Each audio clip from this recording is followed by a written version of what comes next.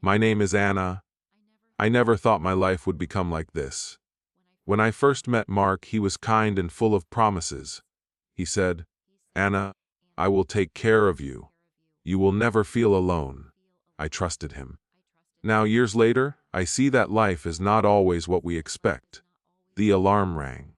I jumped out of bed. I had to cook breakfast, pack lunch, and wake my daughter Emily for school. Mark was still lying in bed. I shook him gently. "Mark, wake up. Please help Emily." He pulled the blanket over his head, "Let me rest. You do everything better than I do." I felt my heart sink. I ran to Emily's room. I dressed her, combed her hair, packed her bag. The toast was burning in the kitchen. The clock was moving fast. My hands were shaking. I looked into the living room. Mark was sitting on the couch scrolling on his phone. I shouted, "Can you at least help Emily with her shoes?" He did not look at me. "Stop shouting, Anna. You make too much noise." I could not hold it anymore. Noise. "Mark, I do everything alone. You do nothing." He closed his eyes. "I am tired." "Stop talking." "Tired of what?" He had no job. He had no work. He only sat. That night I served dinner. Simple pasta because I was too tired to cook more. Mark looked at the plate and frowned. "Pasta again. Why do you not cook something better? Why not chicken or meat?" My chest felt heavy. "Better, Mark. I go to work. I clean the house. I take care of Emily. I do everything. And you sit on the couch all day. And you complain about food." He hit the table. "Do not raise your voice at me. I am the man of the house."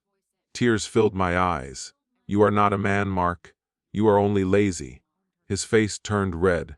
"If you do not like it, then leave." I froze. Leave with a child. Where would I go?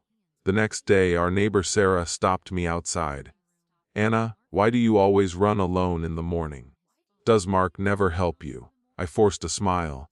"He is just looking for work." Inside, I felt shame. Everyone could see the truth. Another neighbor, Mrs. Allen, said while passing by, "I do not know how you manage everything alone. Your husband does nothing." I wanted to disappear. A week later, my mother came. She saw the house. Dirty dishes, clothes on the floor. Mark was on the couch sleeping. She pulled me into the kitchen. "Anna, how long will you live like this?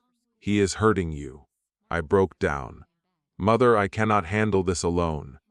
Emily needs her father, but he will not change." Mother looked at me.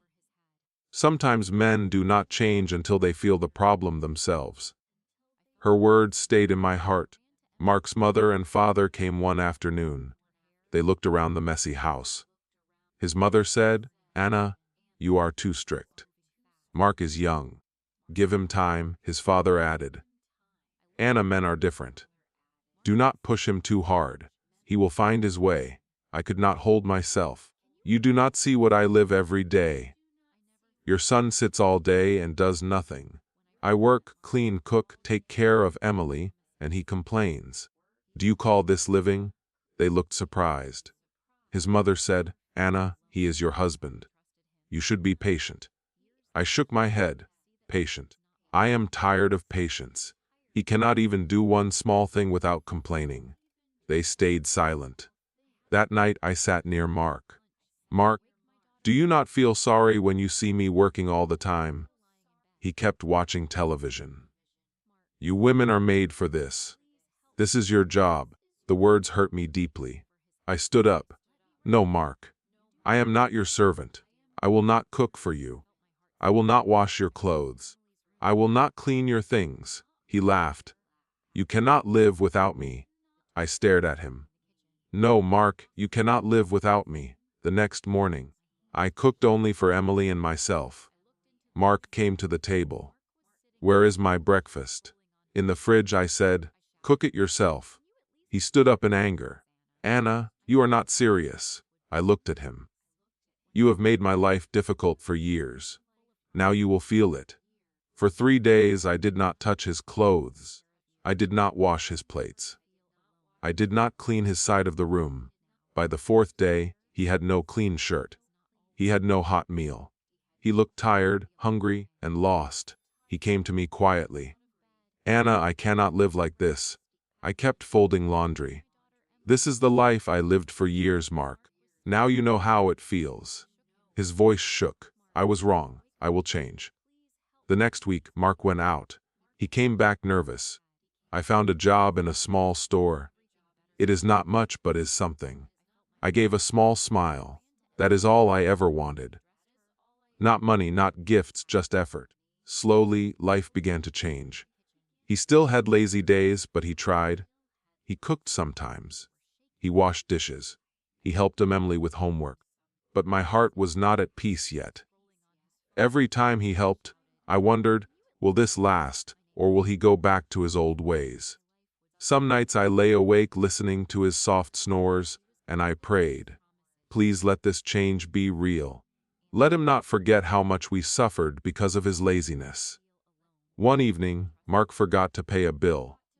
Electricity was off. I was angry but calm. "Mark, I cannot do everything. You must remember these things." He hung his head. "I am sorry. I will be careful next time," Emily said. "Papa, do not worry. I know you are trying." Even small words gave him hope. One evening while we ate together, Mark held my hand. "Anna, I am sorry. I was blind. Thank you for not leaving me." I looked at him and said softly, "Do not thank me. Thank yourself for finally standing up." Emily hugged him. "Papa, I like it when you help me with homework." Mark smiled and I saw hope in his eyes. That is my story. The story of a lazy husband and a wife who refused to stay silent. Because silence destroys, but honesty, courage, and effort can save. Life is not easy, but change is possible. Even the hardest person can learn if they feel the consequences and try. If you liked this story, please like, comment, share, and subscribe.